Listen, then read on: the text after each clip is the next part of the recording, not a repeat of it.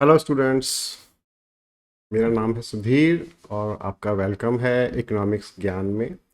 आज हम जो पढ़ेंगे टॉपिक वो है ये।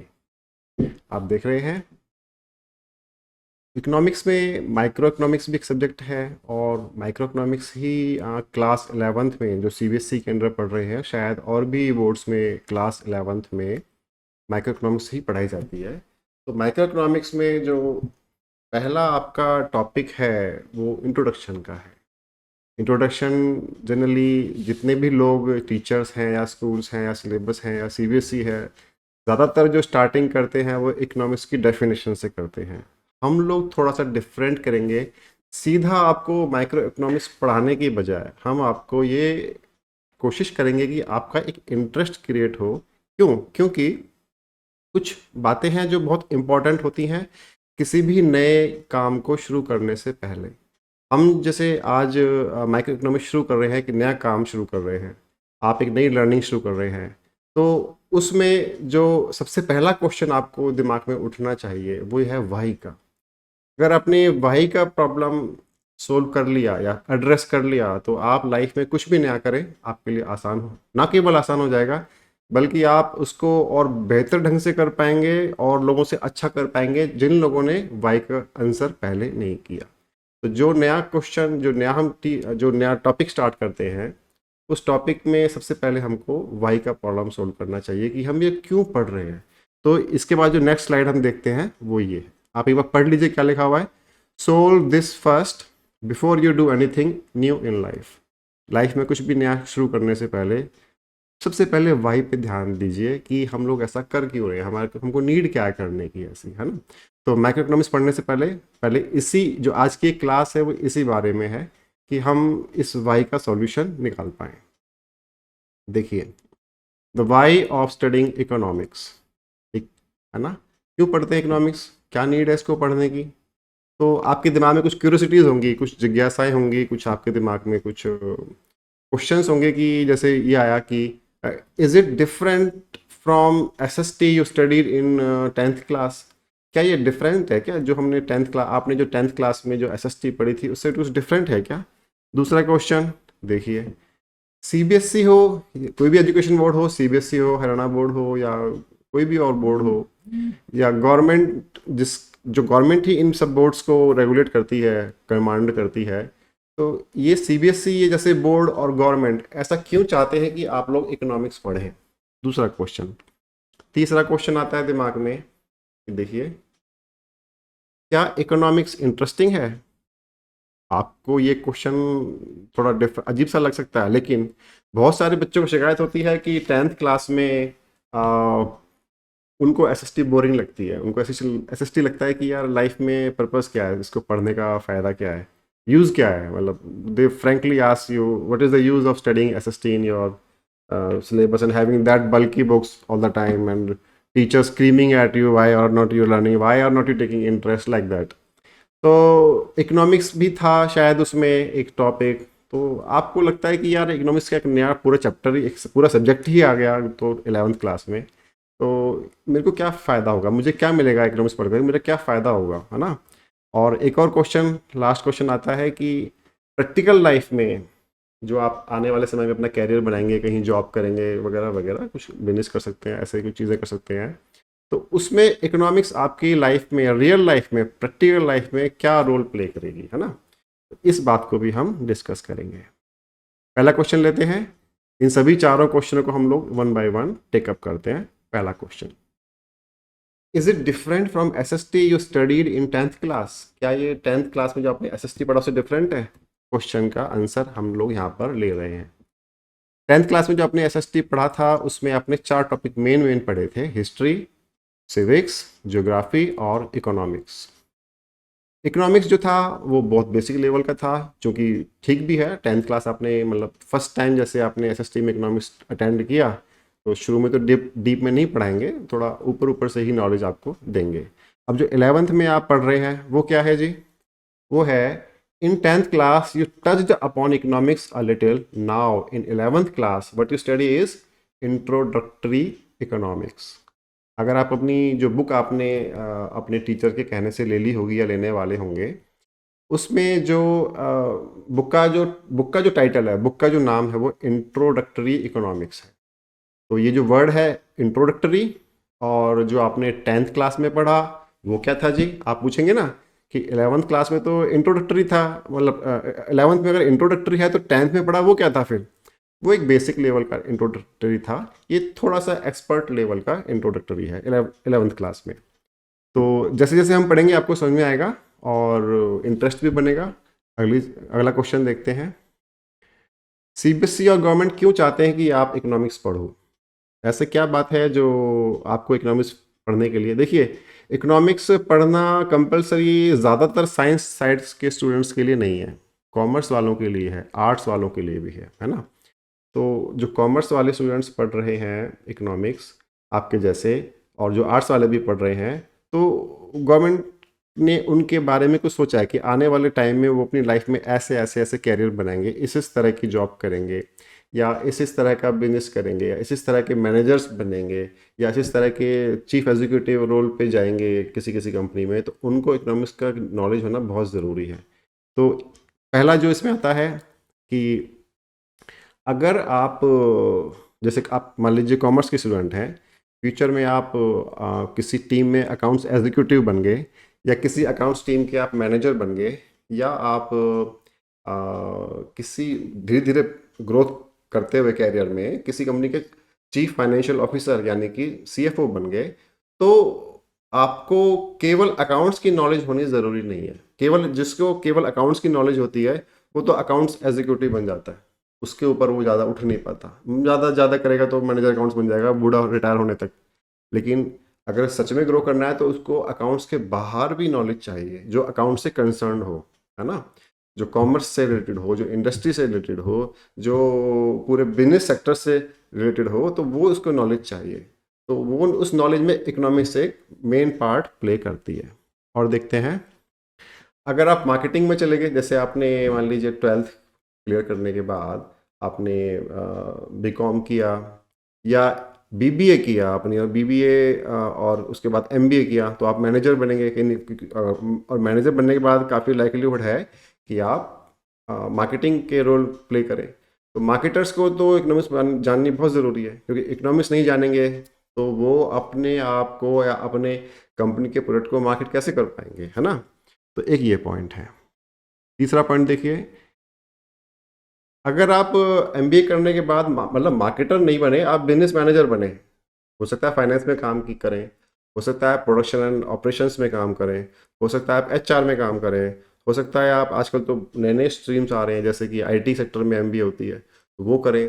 तो उन सब में सक्सेसफुल बनने के लिए आपको ये इकोनॉमिक्स का रिक्वायरमेंट होना, इकोनॉमिक्स की अंडरस्टैंडिंग होना बहुत ज़रूरी है। ये अब धीरे धीरे आपको धीरे धीरे ना ये साइंस बनेगी, जैसे जैसे आप पढ़ते जाएंगे आपको साइंस बनेगी कि इकोनॉमिक्स हमको कितनी अच्छी तरीके से डेवलप कर रही है। केवल अकाउंट्स पढ़ना, या केवल बिजनेस स्टडीज़ पढ़ना, या केवल इंग्लिश पढ़ना, और या केवल इकोनॉमिक्स पढ़ना, ये अगर चारों चीज़ें आप अलग अलग करोगे तो कुछ खास फ़ायदा नहीं होगा। लेकिन जब चारों चीज़ें मिल जाएंगी तो जो आपकी पर्सनैलिटी बन के आएगी, जो आपको कैरियर में वो हेल्प करेगी, वो अमेजिंग होगी, है ना? और इकोनॉमिक्स भी इसमें इम्पॉर्टेंट रोल प्ले करती ही है।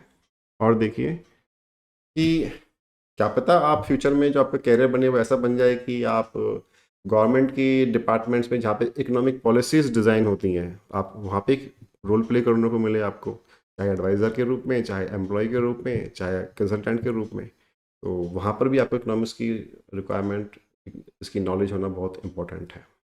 आप ये ज़रा चारों पॉइंट्स के एक बार फिर से पढ़िए कि अगर आपको फ्यूचर में इन चारों में से कोई एक कैरियर में आप पहुंचेंगे, और डेफिनेटली इन चारों में से किसी एक में पहुंचेंगे आप। अगर आप कॉमर्स के स्टूडेंट हैं, मोस्ट लाइकलीहुड आप इकोनॉमिक्स पढ़ने वाले बच्चे कॉमर्स के ही स्टूडेंट होते हैं, तो मोस्ट लाइकलीहुड वो इन्हीं चारों में से किसी एक में ज़्यादा मुझे लगता है कि पक्का पहुंचेंगे। तो ये आप देखिए, ये हो गया हमारा सेकेंड क्वेश्चन। अब हम लेते हैं थर्ड क्वेश्चन। क्या इकोनॉमिक्स इंटरेस्टिंग भी है? आपको इसमें क्या मिलेगा? What's in it for you? आपको क्या मिलेगा इकोनॉमिक्स पढ़ के? आपको क्या फ़ायदा होगा? मतलब इंटरेस्टिंग है, ये तो पहला क्वेश्चन था, आपने हिंट किया था पहले, जैसे कि एसएसटी आपको सपोज बोरिंग लगती थी तो उसमें इकोनॉमिक्स सब्जेक्ट था, अब इकोनॉमिक्स पूरा पढ़ना पड़ रहा है, तो कुछ इंटरेस्टिंग भी है इसमें कि नहीं है? तो ये हम सोल्व करते हैं एक छोटे से एग्जाम्पल के साथ। एग्जाम्पल क्या है देखिए, मान लेते हैं in case you are male, आपका नाम राहुल है, and if you are female then you are Nikita. तो उस केस में हम देखिए, ये एक टॉपिक हमारा आया, आप अभी यहाँ पर हैं राहुल या निकिता के रोल में। आप क्या हैं, आप मान लीजिए अकाउंट्स डिपार्टमेंट में एग्जीक्यूटिव है, अकाउंट्स डिपार्टमेंट में जूनियर अकाउंटेंट समझ लीजिए, या अकाउंट एग्जीक्यूटिव समझ लीजिए, सीनियर एग्जीक्यूटिव समझ लीजिए, इस तरह के रोल में हैं आप। तो आपका बॉस कौन होगा?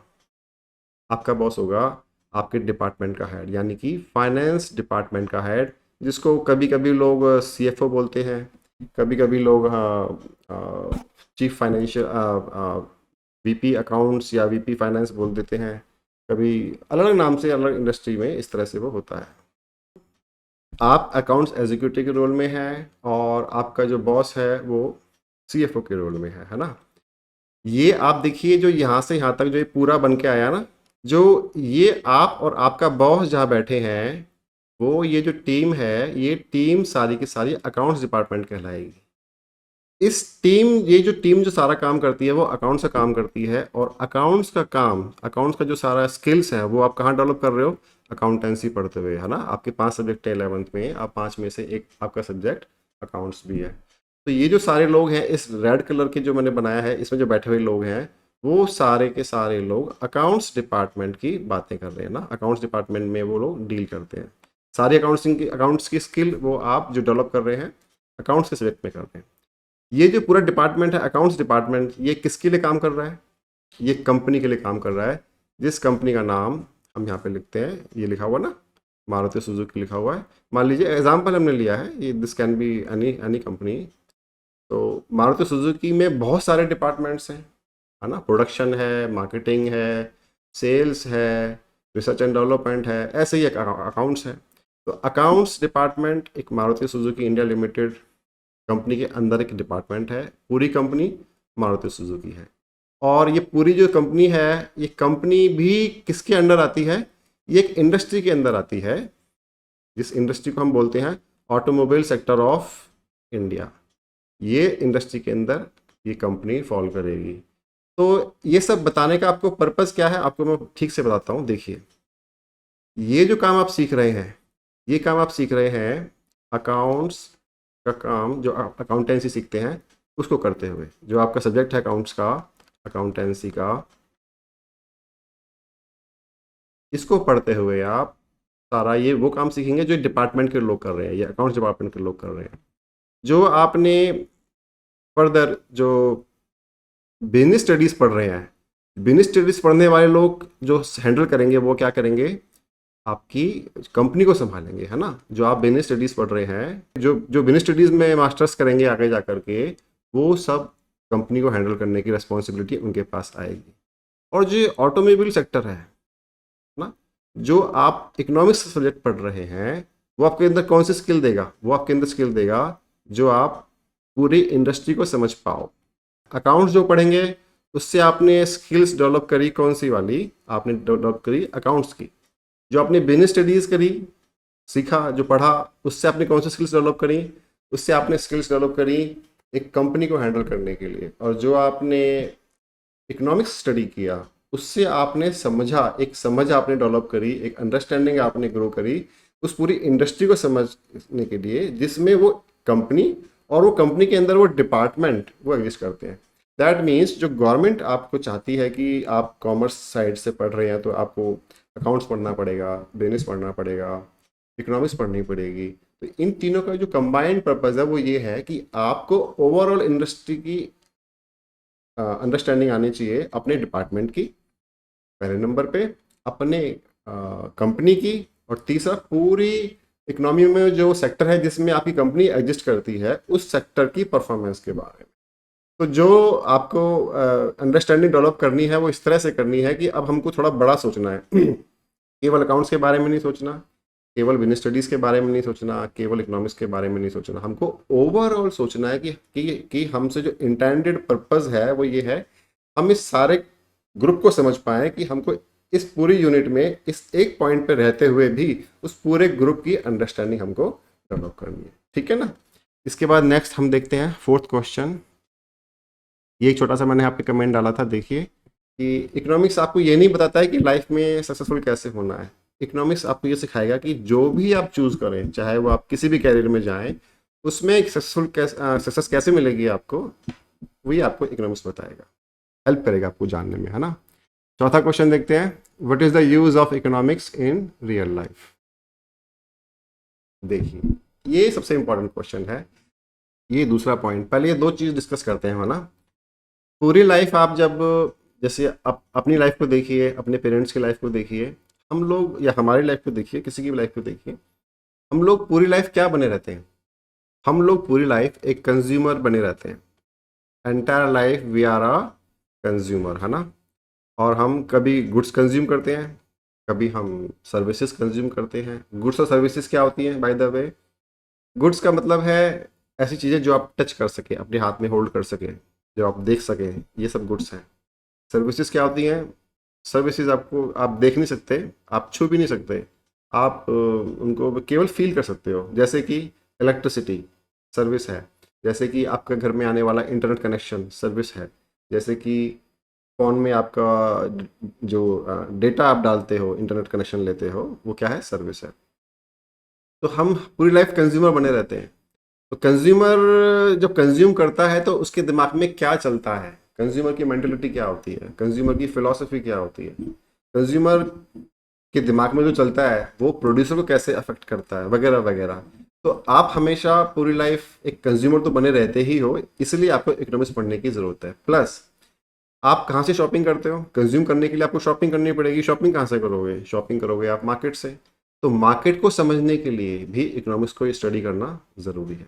मार्केट कैसे आपको शायद बुद्धू बनाने की कोशिश करेगा, या मार्केट आपको कहाँ पे एडवांटेज देगा, मार्केट कहाँ पे आपको ज़्यादा कॉस्ट चार्ज करेगा, मार्केट कहाँ पे आपको फेवर करेगा, है ना, कुछ फ़ायदा देगा आपको, बेनिफिट देगा, ये सब समझने के लिए भी इकोनॉमिक्स आपको हेल्प करेगी।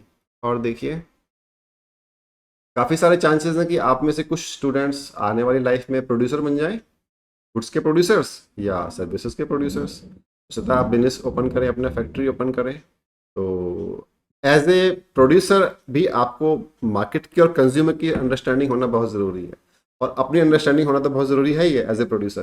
क्योंकि प्रोड्यूसर का काम बड़ा मुश्किल होता है, उसको सामान बनाना होता है, बना के बेचना होता है, बेच करके कस्टमर को सेटिस्फाई भी करना होता है। तो ये सब काम वो तभी कर पाएगा जब उसको प्रॉपर इकोनॉमिक्स की अंडरस्टैंडिंग होगी, है ना। और देखिए, you always want minimum cost maximum profit. आपको लग रहा होगा यहाँ पे हम प्रोड्यूसर्स की बात कर रहे हैं, है ना। देखिए देखिए, फिर से पढ़िए एक बार ध्यान ध्यान से।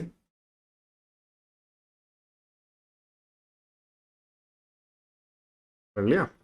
आपको काफ़ी हद तक लग रहा होगा, ज़्यादातर स्टूडेंट्स को लग रहा होगा कि हम प्रोड्यूसर्स की बात कर रहे हैं। ठीक बात है, हम प्रोड्यूसर्स की भी बात कर रहे हैं, लेकिन हम कंज्यूमर्स की भी बात कर रहे हैं। क्या कंज्यूमर नहीं चाहता कि मेरी कॉस्ट तो कम से कम लगे, और मेरे को जो प्रॉफिट है, प्रॉफिट मीन्स जो बेनिफिट है किसी चीज़ को परचेज करते समय, वो मैक्सिमम टू मैक्सिमम मिले, चाहता है ना। तो ये जो पॉइंट पॉइंट ऑफ व्यू है, ये कंज्यूमर और प्रोड्यूसर दोनों के पॉइंट ऑफ व्यू से है, और इसको समझने के लिए भी इकोनॉमिक्स हेल्प करती है हमारी। नेक्स्ट पॉइंट देखते हैं। अच्छा, आप लोग मान लीजिए जो कोई अपना खुद से फैक्ट्री या बिजनेस शुरू ना करके, मान लीजिए आप अपनी कोई जॉब ज्वाइन करते हैं कहीं पर। तो जब जॉब आप ज्वाइन करेंगे तो किसी कंपनी में काम कर रहे होंगे, है ना, और वो कंपनी किसी इंडस्ट्री को बिलोंग कर रही होगी। तो आपका जॉब सिक्योर है कि नहीं है, आपका जॉब फ्यूचर में कितना रिवॉर्डिंग है, कितना सैलरी पे कर पाएगा, फ्यूचर में क्या ग्रोथ दे पाएगा आपको। तो ये सब समझने के लिए आपको नॉट ओनली अपनी कंपनी की नॉलेज होना पूरी ज़रूरी है, बल्कि जिस इंडस्ट्री में वो कंपनी एग्जिस्ट करती है उस इंडस्ट्री की भी नॉलेज होना ज़रूरी है। तो इकोनॉमिक्स आप में वो अंडरस्टैंडिंग ग्रो कराता है कि आप अपने आप को अपने डिपार्टमेंट में, अपने आप को अपनी कंपनी में, और अपने आप को अपनी इंडस्ट्री में जज कर पाए, है ना। और जो मैंने यहाँ तक बताया केवल माइक्रो इकोनॉमिक्स की टर्म्स में ही बताया है। हल्का सा मैं आपको मैक्रो इकोनॉमिक्स का हल्का सा हिंट देता हूँ यहाँ पे, ताकि आपको थोड़ा सा आइडिया लग जाए। जैसे मैंने आपको बताया अभी, आप अपने आप को अपने डिपार्टमेंट में जहाँ पे आप काम करेंगे, चाहे वो कोई भी डिपार्टमेंट है, वो अपने आप को अपनी कंपनी में जहाँ पर वो डिपार्टमेंट एग्जिस्ट करता है, और अपने आप को उस इंडस्ट्री में जहाँ पे वो कंपनी एग्जिस्ट करती है, ये तो हो गया माइक्रो इकोनॉमिक्स। और अपने आप को उस पूरी इकोनॉमी में जहाँ पर वो इंडस्ट्री एग्जिस्ट करती है, समझे आप? जैसे वो आपकी मान लीजिए आप मारुति सुजुकी में काम करें और वो ऑटोमोबाइल सेक्टर ऑफ इंडिया में एग्जिस्ट करती है कंपनी, है ना? तो यहाँ तक तो स्टोरी होगी सारी। देखिए मैं आपको फिर से दिखा देता हूँ। जो आपका ये वाला जो स्लाइड था, ये जो पूरा यहाँ पे साइड में बना हुआ ना यहाँ पर, ये सारा का सारा जो है माइक्रो इकोनॉमिक्स को ही बिलोंग करता है। कहाँ से कहाँ तक? ये सारा यहाँ से यहाँ तक, ये सारा का सारा माइक्रो इकोनॉमिक्स को ही बिलोंग करता है। और अगर हम एक और लेवल जाना चाहें ऊपर तो हम क्या बोलेंगे? इकोनॉमी ऑफ इंडिया, भारत की अर्थव्यवस्था। तो वो जो भारत की अर्थव्यवस्था होगी वो होगी मैक्रो इकोनॉमिक्स। अभी 11th में आपके काम नहीं आएगी, वो 12th में आपके सिलेबस में है। बस आपको हिंट देने के लिए कि इससे ऊपर भी कुछ होता है, ये बताने के लिए हमने आपको बताया, है ना? तो हमने यहाँ तक देखा कि आपके रियल लाइफ में इकोनॉमिक्स का बहुत इंपॉर्टेंट रोल है, जिसके बेसिस पे आप ये अलग अलग लाइफ में जो रोल है आपके, as a consumer, as a producer, है ना? तो ये जो रोल है अलग अलग, ये आप अपने रोल को बेटर प्ले कर पाएंगे, ऐसा गवर्नमेंट आपसे चाहती है। इसलिए आपके सिलेबस में इकोनॉमिक्स को उन्होंने पुट किया है ना? और देखते हैं।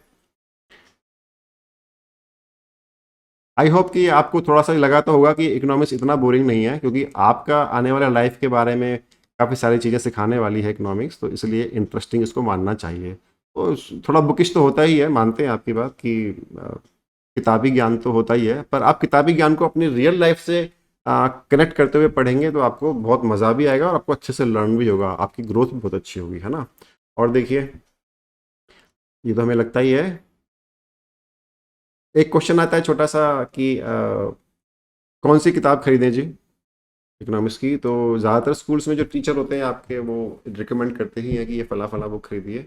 कुछ स्कूलों में लेटली मैंने देखा है कि टीचर्स लोग बच्चों पे छोड़ देते हैं, वो 2 या 3 ऑप्शन दे देते हैं आपको। आपसे कहते हैं कि आप इनमें से कोई सी बुक ले लीजिए और जो क्लास टीचर आपको क्लासरूम में पढ़ा रहे होंगे उससे आप लर्न करेंगे, और आपको बुक से पढ़ेंगे तो आपको आपका काम अच्छा हो जाएगा। तो जो मार्केट में ज़्यादा पॉपुलर किताबें हैं, मैंने उनके कुछ नाम दिए हैं। आप आई होप कि उनमें से किसी एक का आपको चूज़ करना होगा। एक एक बुक आती है इकोनॉमिक्स में संदीप गर्ग की, आपके पास शायद आपको ऑलरेडी पता होगी सब बातें, मैं जस्ट बता रहा हूँ आपको। संदीप गर्ग की बुक काफ़ी डिटेल है, इजी लैंग्वेज है, और इसमें क्वेश्चन आंसर्स का जो कलेक्शन है वो बहुत वाइड है। मतलब आपको खूब सारे क्वेश्चन आंसर प्रैक्टिस करने के लिए मिलेंगे, ये इस बुक की खासियत है। दूसरी बुक आती है टी आर जैन की, बहुत पुरानी पब्लिकेशन है, वीके पब्लिकेशन से। और जब हम आपके जितने एज के थे तो हम भी टी आर जैन से ही पढ़ते थे ज़्यादातर। टी आर जैन की जो बुक है वो अच्छी बुक है, अपने आप में कंप्लीट बुक है, पर आपको देखने में ऐसा लगेगा कि संदीप गर्ग थोड़ा बल्कि बुक है, मोटा बुक है ना, इस तरह से आपको देखने में लगेगा। और जो थर्ड बुक है वो जेपी गोयल की है। ये बुक भी ठीक है, आपको फिजिकली आप देखेंगे तो आपको ऐसा लगेगा कि सबसे पतली बुक जो है ना जेपी गोयल की है, लेकिन क्वालिटी बहुत अच्छी है। मैंने पढ़ के देखी तो मुझे ऐसा लगा कि ये जो बुक है आपको अंडरस्टैंडिंग डेवलप करने में काफ़ी हेल्प कर सकती है। फोर्थ बुक है देखिए, बी एल गुप्ता, पराग गुप्ता, इनकी किताब है। और भी किताबें आती हैं, मैंने 4 के ही नाम मेंशन किए हैं। तो ये किताबें भी अच्छी हैं। मतलब आप कोई भी किताब लीजिए, साथ में आप अपने क्लास रूम में जो आपको पढ़ाया जाता है स्कूल में उस पर ध्यान दीजिए, और जो हम पढ़ा रहे हैं आपको ये फ्री ऑफ कॉस्ट यूट्यूब पर, इस की और भी आप ध्यान दीजिए, ठीक से समझिए, तो आपको, मुझे लगता नहीं कि आपको किसी ट्यूशन वगैरह की ज़रूरत पड़ेगी, आप अपने आप से ही सारा कर सकते हैं। तो ये टॉपिक हम यहीं पे ख़त्म करते हैं।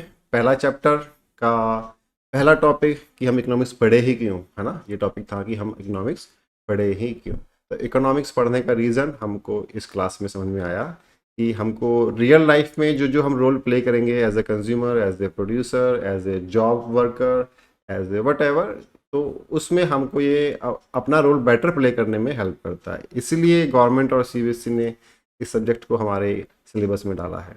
तो यहाँ पर हम इस टॉपिक को फ़िलहाल ख़त्म करते हैं, और इससे जो अगला टॉपिक होगा वो होगा फंडामेंटल ऑफ इकोनॉमिक्स। फंडामेंटल जो अब यहाँ से जो ये जो क्लास है, जो इससे अगली जो क्लास होगी, यहाँ पर हम पढ़ेंगे जो आपको सिलेबस में दिखाते हैं ना कि इस तरह से डेफिनेशंस क्या है, करेक्टरिस्टिक्स क्या है, या फिर इसकी इकोनॉमिक्स के टाइप्स कितने हैं वगैरह वगैरह, ये सब बातें हम इस क्लास में हम टेकअप करेंगे। और आपको एक बात और रिमाइंड करा दें कि जल्दी ही इस चैप्टर की जो एग्ज़ाम सीरीज़ है वो हम अपलोड करेंगे। आप इस चैनल पे बने रहिए, इस चैनल को सब्सक्राइब कीजिए, लाइक कीजिए, अपने फ्रेंड्स के साथ शेयर कीजिए। और जैसे जैसे हम लोग आप देखते जाएंगे नई नई वीडियोस, वैसे वैसे आपको इकोनॉमिक्स की great understanding, great future prospects, great scores in exam सब डेवलप होता चला जाएगा। Thank you very much.